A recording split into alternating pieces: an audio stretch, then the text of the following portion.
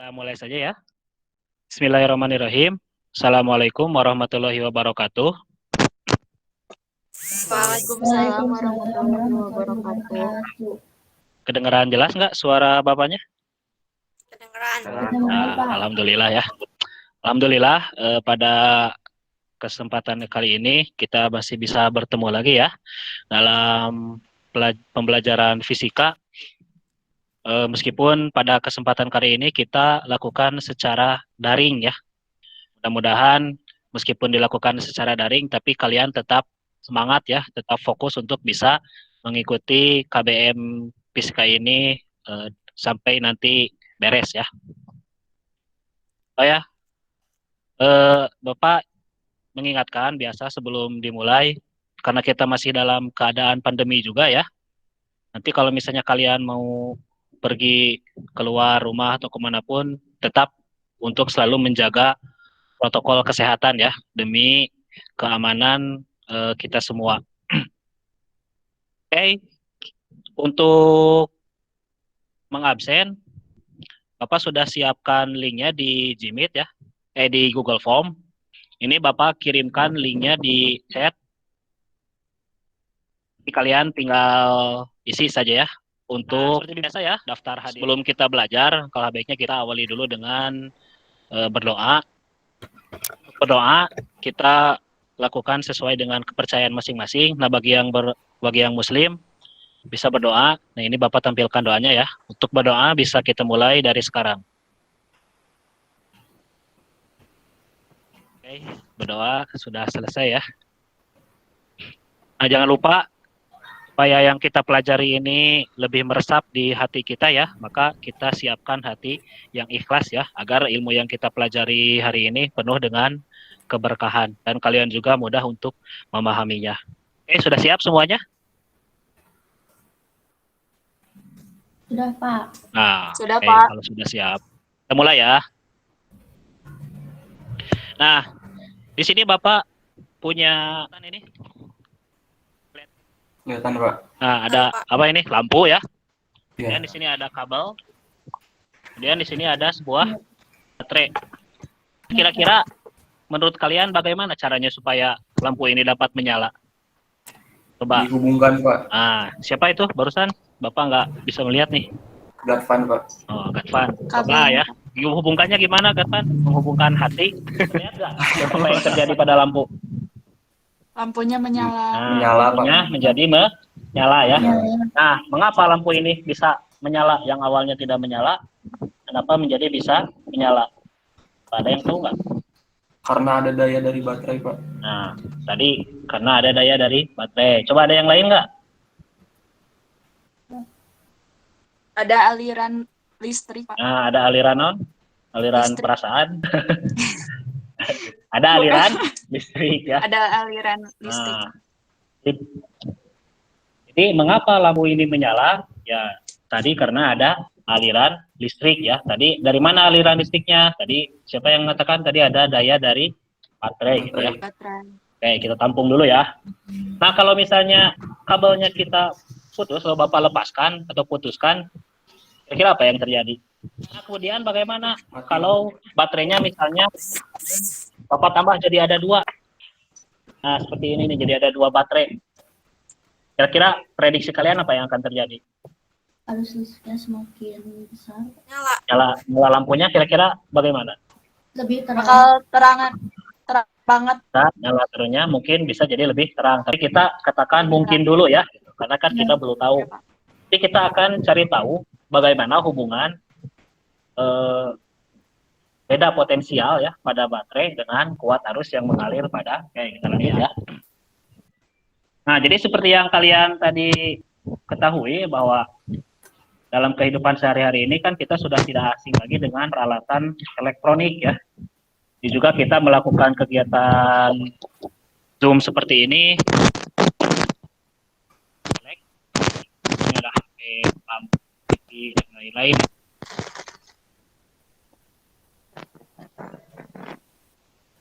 Kemudian setiap peralatan elektronik juga sebenarnya kalau misalnya kita bongkar di dalam itu ada komponen-komponen elektronik ya. elektronik. Di sini ada resistor ya, hambatan, ada kapasitor, ada baterai, dan nanti ada komponen elektronik yang lainnya ya. Nah, tadi kan Bapak sudah kasih contoh ya, bahwa ternyata lampu ini akan menyala jika dialiri arus listrik ya. Sementara kalau arus listriknya tidak ada, maka lampu ini tidak menyala. Artinya, bahwa peralatan elektronik itu bisa bekerja jika nanti ada arus listrik. Secara umum, arus listrik itu nanti ada dua. Ada yang disebut arus DC, ada yang disebut dengan arus AC ya. Arus DC ini biasanya disebut dengan arus listrik yang searah. Jadi arah arusnya itu tidak berubah gitu. Selalu aja arahnya, kalau awalnya ke sebelah kanan, dia akan tetap ke sebelah kanan gitu. Kalau awalnya ke sebelah kiri, dia akan tetap ke sebelah kiri. Sedangkan arus AC itu arus yang bolak-balik. Jadi detik ke-1 bisa jadi ke sebelah kanan arahnya, detik kedua bisa jadi mengalirnya ke sebelah kiri. Nah, yang akan kita bahas di sini, kita akan membahas dulu tentang arus DC ini ya. Nanti untuk arus AC ada pembahasannya di materi yang selanjutnya. Kita akan mencoba membahas tentang rangkaian listrik sederhana. Jadi biasanya dalam listrik itu nanti yang diukur itu dua besaran ya. Ada besaran yang disebut beda potensial, ada yang disebut dengan besaran kuat arus. Nah, sekarang bagaimana sih hubungan antara beda potensial dengan kuat arus? Seperti yang awal tadi Bapak kasih tahu, kalau misalnya jumlah baterainya ditambah, kira-kira nyala lampunya seperti apa, kan gitu ya. Nah, kita akan coba cari tahu hubungannya. Kita akan lakukan kegiatan yang kemarin Bapak sudah bagikan ya. LKPD-nya nanti bentuknya seperti ini ya. Tujuannya kalian menganalisis hubungan antara tegangan dengan kuat arus listrik. Nah, karena kita belajarnya online, maka kita gunakan percobaannya juga percobaan yang online ya. Di sini ada Tegangan baterainya diubah dulu menjadi 5 volt. Karena pada soalnya berapa arus yang mengalir pada rangkaian jika tegangan baterai sebesar 5 volt. Maka Ya. baterainya diubah dulu menjadi 5 volt tegangannya. Bentar, Pak. Ya, silakan. Sambil yang lain juga mengikuti ya di laptop Pak. masing-masing.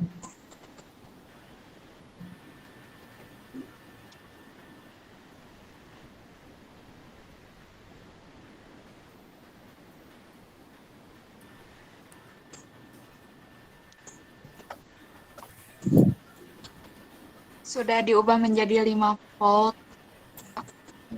Terus? Berapa beda potensial pada hambatannya? Ditanyakan. Nah, terus gimana? Berapa? Berarti ukur. Ditanyakannya. Yang pertama ditanyakan berapa arus yang mengalir, maka ini ampernya ditempel ke kabel. Ya. Diketahui arus yang mengalir 0,50 ampere. Terus? Lalu Sambil dicatat berapa? ya di itunya.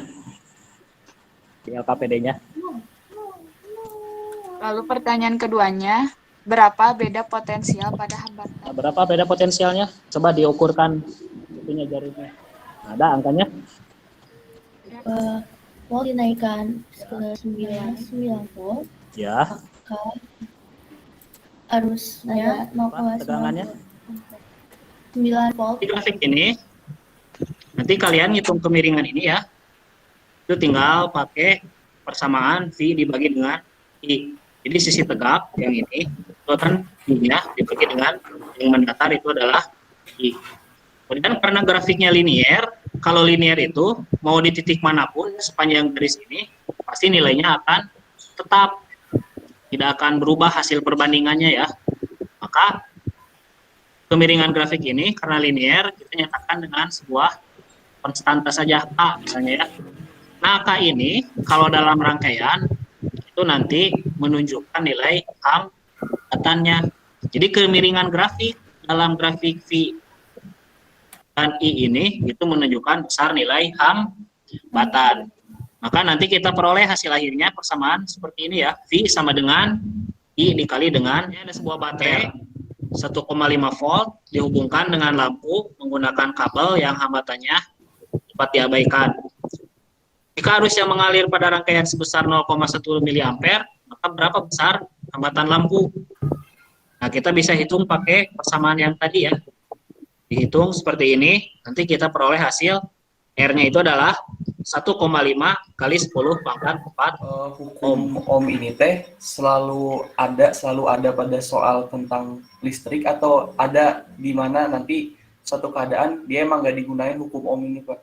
Oh ya, pertanyaannya bagus ya. Jadi hukum ohm ini merupakan, kalau Bapak sebut sih sebagai hukum dasar gitu ya pada rangkaian listrik. Biasanya rangkaian listrik yang digunakan itu juga rangkaian yang sederhana ya.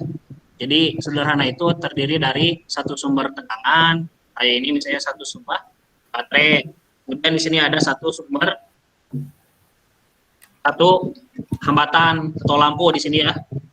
Nah, biasanya kalau ada rangkaian nanti seperti ini nanti paling mudah kita menggunakan atau menyelesaikannya itu pakai hukum ohm ya, kalau berupa soal gitu ya. Tapi kalau praktek mah mau ngukur arus ya tinggal ukur saja kan langsung ya harusnya. Yeah.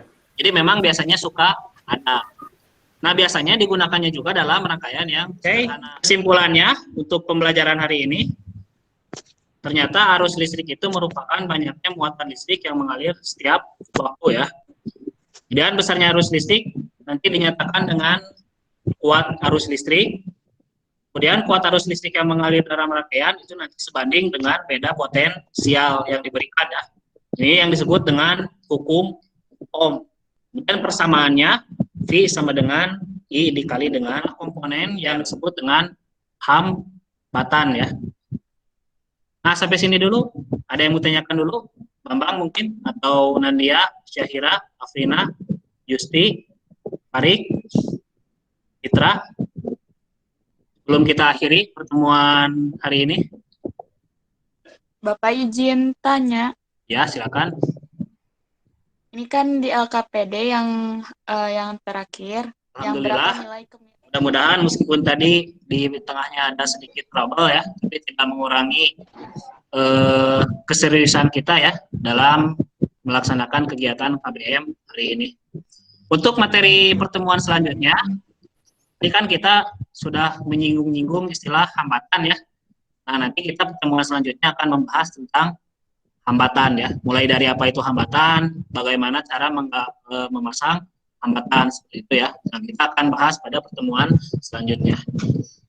Oke, kalau nggak ada yang ditanyakan, belum ditutup, nanti Bapak mau minta tolong untuk refleksi pembelajaran hari ini, nanti Bapak kirimkan di grup WA saja ya. Nanti tolong kalian isi sejujur-jujurnya saja ya, jangan dibuat bagus-bagus, tapi apa yang kalian rasakan untuk kegiatan belajar hari ini gitu. Nanti Bapak kirimkan ya.